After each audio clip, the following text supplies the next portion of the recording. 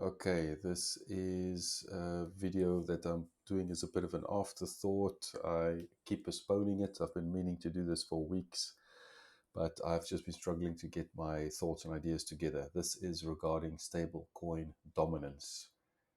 Are we possibly in a bullish market despite all the bearish sentiment? That is what I'm going to call this video. Today is 17th March 2026, 2222, palindrome. It is um, Tuesday evening, UTC +4. Now, the video idea initially came from a video that Benjamin Cohen made in his Cryptoverse, and I can't remember if it was a dubious speculation or bear market blues video, but he did make reference to stablecoin market cap being somewhat of an indicator of the financial times we are in crypto land, where it can be an indicator of bear market blues or not. It then made me think of he was looking at USDT, which, to be fair, is the majority of stablecoin market cap, 184 billion. The total, according to DeFi Llama and some other on-chain metric sites, and there is a chart on TradingView, it's approximately $316 billion as of today.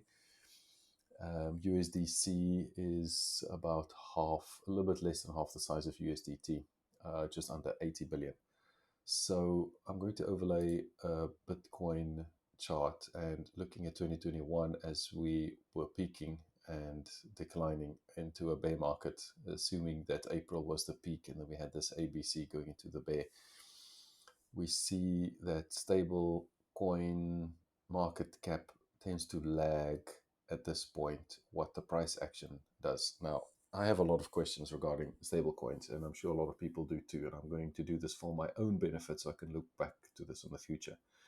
What is a stablecoin and how does it work and how does it affect price? So we all look at the USDT chart and think, okay, USDT goes up, that means Bitcoin goes down because people are selling their Bitcoin for USDT, therefore the USDT goes up. Where in fact, the USDT market cap, specifically the market cap, actually signifies the amount of real world or cash dollars, if you want to call it that, has actually entered crypto. So it's gone from a physical bank account into a wallet. So it's gone from one bank account to another bank account. One that has a physical building outside to one that has a MetaMask wallet or whatever wallet it is that you use, a synthetic, a virtual, a non-existent physical one. That is the inflows and outflows of real world money. That does not mean that the price of altcoins or Bitcoin goes up or down. That just means that there is more liquidity available for trade. Where do the trades happen? SEXs and DEXs, centralized exchanges and decentralized exchanges, where you can look at the order books and flows and blah, blah, blah.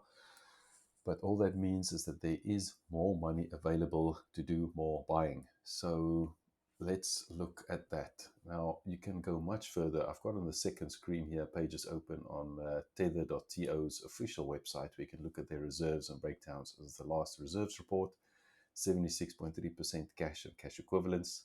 The cash equivalents is majority US Treasury bills, 83%, overnight reverse repurchase agreements, term reverse repurchase agreements, and cash and deposits. Funny enough, the cash and bank deposits are 0.02% of their cash deposits. Just so people know, they think it's cash backed. Well, it's cash equivalents, most of which is US Treasury bills. Circle is no better in that sense that they have their just shy of 80 billion of reserves, deposits in systemically important institutions. Overnight reverse treasury repo is the majority, 47 billion, and then 20 billion is in 3-month or shorter treasuries. What does that mean? That's a topic for someone else more intelligent than myself, or that gives more of an ask. So I want to see how this is affecting price.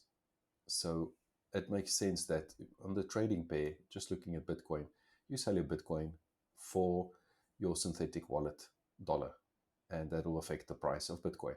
And at some point, you're going to cash your synthetic dollar out from your internet wallet to your real bank wallet, and then that will delay the market cap of Tether or USDC. And that seems to make a trend. There's a delay, price goes down, and then you extract, the money gets destroyed on Tether, or it gets into a burn wallet, or whatever the equivalent is, it gets removed from circulation. So there is a correlation in that.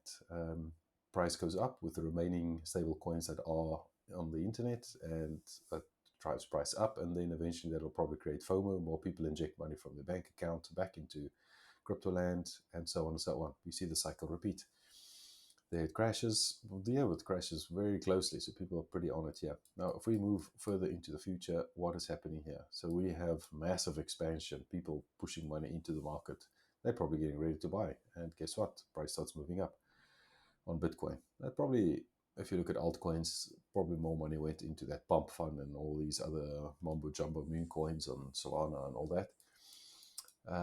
Let's see how this progresses further. So I can't remember the video that Ben Cohen posted, but it was approximately this point where USDT was declining and was expecting the bear market to continue for some time. And then I thought, let me have a look and see what the decline or expansion is actually looking like. And then I saw something interesting. We are seeing a bit of an uptick. So yes, there was a decline, and we've seen a massive decline. The trading pair went down, people parked the stables started flowing out, they're putting cash back into the real world, and now we see a reverse of this. However, if we look at all stable coin market caps put together, this chart disagrees with what I see on DeFi Llama. I cannot put the DeFi Llama screen on now, but it actually shows on a bit of a line chart that it's done something like this. It is currently at new all-time high prices on DeFi Llama. That takes all chains into consideration. Avalanche, Athena, Solana, Binance Smart Chain, Ethereum, of course, you name it. So all the billions of networks that are out there. It aggregates all of them together. So I don't know if this is lagging or if this data is too high here. There's a mismatch at some point. But we are seeing a substantial increase. That is a point I'm trying to make. And the reversal seems pretty aggressive. I mean, I can't really do charting on this, but I mean, the trend is up. Now, most interestingly is when I looked at the Circle chart, USD Circle, we are already at new all-time highs for Circle. And I look at the Bitcoin chart and it is lower than the previous cycle all-time high. So if the trend is up and it's going to continue to rise, there's a very good case to be made that we might be leaving a bear market temporarily. It might be a mid-cycle move that we can later look back on. That'll be interesting.